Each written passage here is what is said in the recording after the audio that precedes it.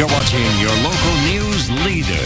This is WCIA 3 News at 10. Jewish community here in Illinois, we're proud.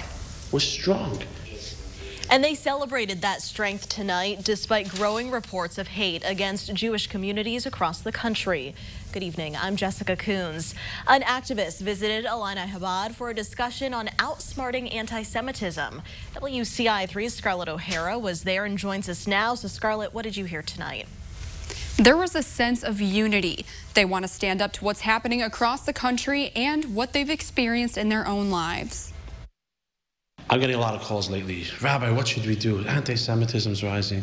Rabbi David Teichtel says on the other side of those calls are people who feel worried because of who they are. Our response is pro-Semitism. To understand who I am, we have to empower a generation of people that believe in themselves. The Associated Press reports acts of anti-Semitism are on the rise everywhere. But Teichtel has led Illini Chabad for 19 years and says he feels welcomed and accepted in central Illinois. And I experienced more anti-Semitism growing up as a Jew in New York than I have here in Urbana-Ship. Still, Jewish U of I students have faced intolerance. Last year there were little baggies saying that Jews caused COVID. Chancellor Robert Jones condemned that incident in February, and Teichtel says they've overcome every other one. We dealt with them. You knocked down a menorah, we built a taller menorah. He says you can't end all hate, but you can respond with positivity. Illini Chabad invited activist Rudy Rockman to teach students how to outsmart anti-Semitism. I think it's very important for Jewish students to start creating events to empower that generation that is currently on campus to narrate their own story. To do that, Rockman shared his own experiences with anti-Semitism. He's like, oh, so you guys are Jews? She's like, yeah, we're Jews. What's the problem? He's like, I don't want any Jews on my bus, so I have to get off. My mom said, I don't know who you think you are, but we're not getting off this bus. Both Rockman and Teichtel encourage others to turn their anger into action.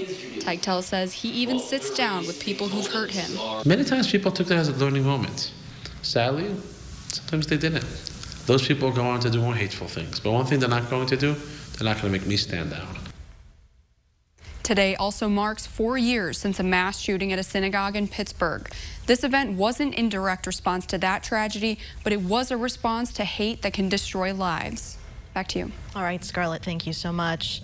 Other news tonight, a Clinton man was arrested for firing a gun into the air. This happened near Julia and Charles Streets. Police say several people called it in, and they found a gun and shell casings in the area. 24-year-old Logan Lentz was taken into custody. His charges include unlawful use of a weapon and reckless discharge of a firearm. Well, many people will start to turn on their heat in the coming months, and as the temperatures drop, concerns about utility bills are rising. So tonight, one group hosted a clinic to give people some help. WCIA3's Chance Sticklin joins us in our newsroom. Chance, some people desperately need that help. Jess, one woman I talked to at the event has mounting medical bills, and on top of that, the cost to heat her home continues to go up. The money got short, and my bills is high. Rent high. That's why Ernestine Henderson came to this free utility bill clinic. The Citizens Utility Board teamed up with Senator Doris Turner to help homeowners looking to save money.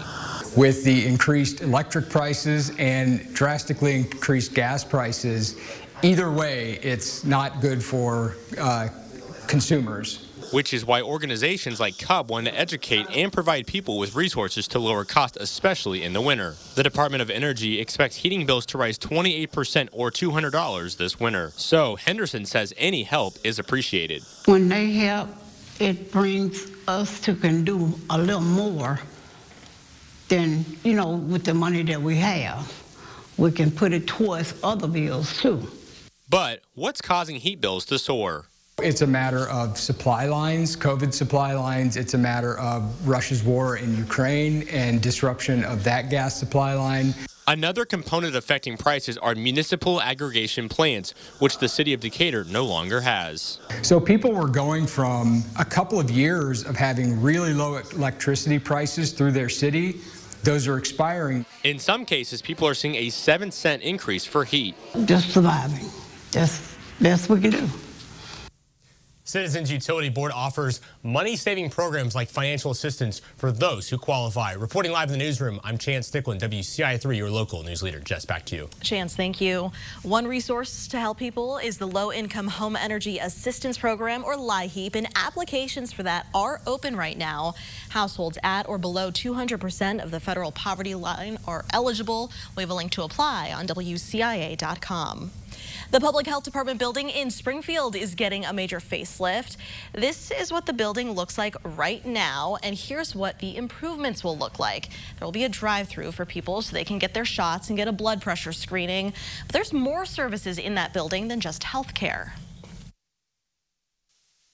There are those people in the county that really don't know that we have them. And it's not just a Springfield thing. It is a whole county, so anybody can come in from the county and take advantage of these services. Some of those services are job training and rental assistance. The project to renovate will cost around $5 million and is expected to finish by 2024. If your child still needs a COVID booster or a flu shot, Carl is hosting some pop-up clinics.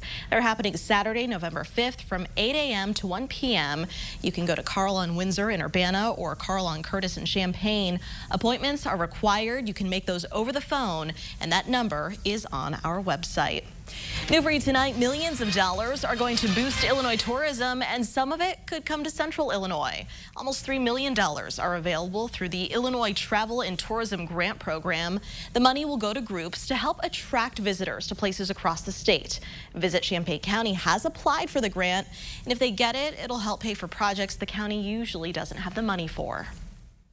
The idea of it, if we want to do a project, let's say a specific marketing campaign about a new thing, such as the Champaign County African American Heritage Trail that we're developing. The money could also be used for billboards or a new website. Some good news and some not so great news in the state's Board of Education report card today. That report card shows students are still struggling on state tests for math and English. The percentage of students meeting or exceeding the state standards continue to drop from 2019. The data also shows the percentage of students who missed 17 days of school or more increased from about 21% last year to nearly 30% this year. The governor was at a suburban Chicago high school today, focusing on the positive. Nobody is suggesting that the report card is somehow perfect. It is not. But it is an indicator of directionally things are getting better and accelerating in a way that I think is unexpected as compared to many other states. So some of the good news, the graduation rate has reached its highest level in 12 years at around 87%. Student growth also increased and is above pre-pandemic levels. Illini football is coming off a bye week. Heather preparing for their next conference game, also tonight. And so it's nervous. It makes me nervous, but it's exciting too. Talking about a grant going to almost 400 districts. Which ones in Central Illinois are getting money for new buses?